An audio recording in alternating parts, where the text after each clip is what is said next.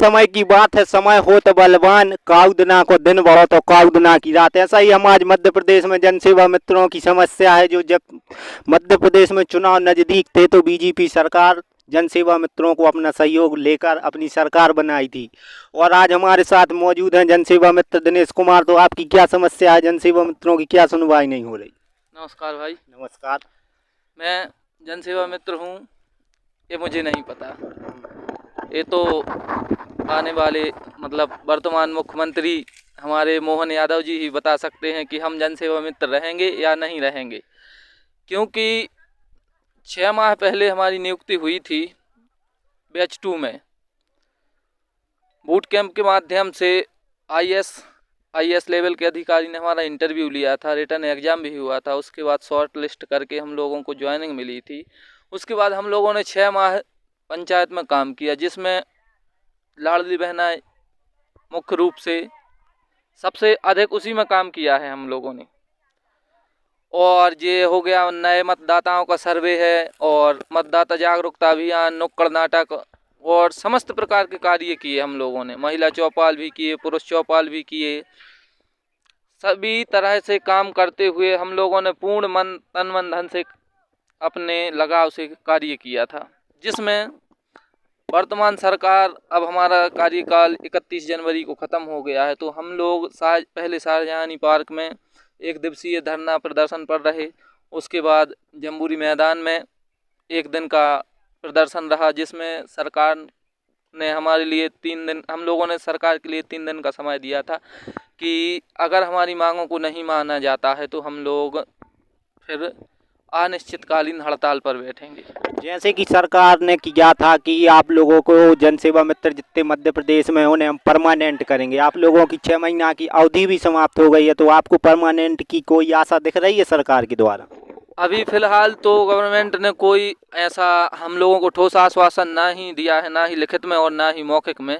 तो हम लोगों को तो अभी इस पर कोई आशा नहीं है, लेकिन हम लोगों को केवल स्थायी रोजगार ही चाहिए है, क्योंकि 9300 जनसेवा मित्र हैं पूरे मध्य प्रदेश में। एक ब्लॉक में लगभग 30 जनसेवा मित्र कार्यरत हैं, तो जिसमें सरकार को हम लोगों के भविष्य के बारे में सोचना चाहिए।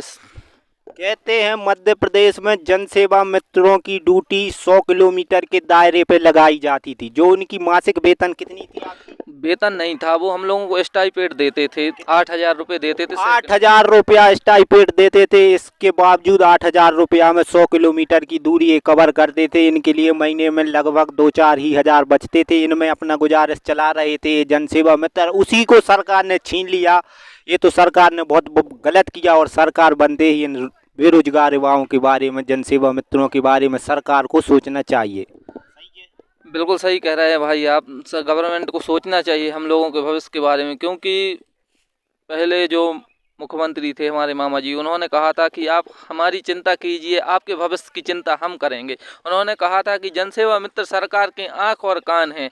आप लोग निम्न वर्ग अंतिम छोर के व्यक्ति और सरकार के बीच सेतु का काम कर रहे हैं, तो यह हमेशा जारी रहेगा और आपका भविष्य सुनिश्चित रहेगा।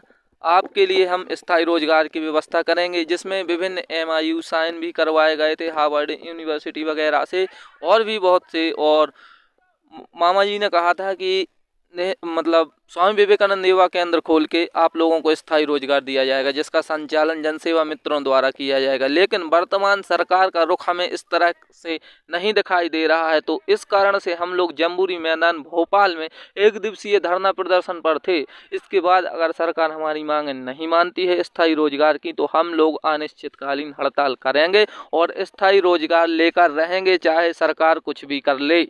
तो ये हमारे साथ जनसेवा मित्र थे दिनेश कुमार। कहते हैं जो सरकार युवाओं को रोजगार दिला न सके वो सरकार निकम्मी है, जो सरकार निकम्मी है वो सरकार बदलनी है। तो अगर हम लोग सरकार को बनाने का दम रखते हैं, तो आगामी लोकसभा चुनाव को देखते हुए सरकार को हमारे भविष्य के प्रति सचेत रहना चाहिए और हमारे भविष्य के हित में निर्णय लेना चाहिए। जो हम लोग स्थायी रोजगार की मांग कर रहे हैं, उसको ध्यान में रखते हुए कुछ भी अगर सरकार फैसला लेती है, तो वो जनसेवा मित्रों के पक्ष में आना चाहिए। सरकार लोकसभा चुनाव को ध्यान में रखकर हमारे हित में कोई फैसला ले, अन्यथा अगर हम सरकार को बना सकते हैं तो हम सरकार को गिरा भी सकते हैं। बस इतना ये ही। बात कही थी तो आज हमारे साथ ये मौजूद थे जनसेवा मित्र दिनेश कुमार।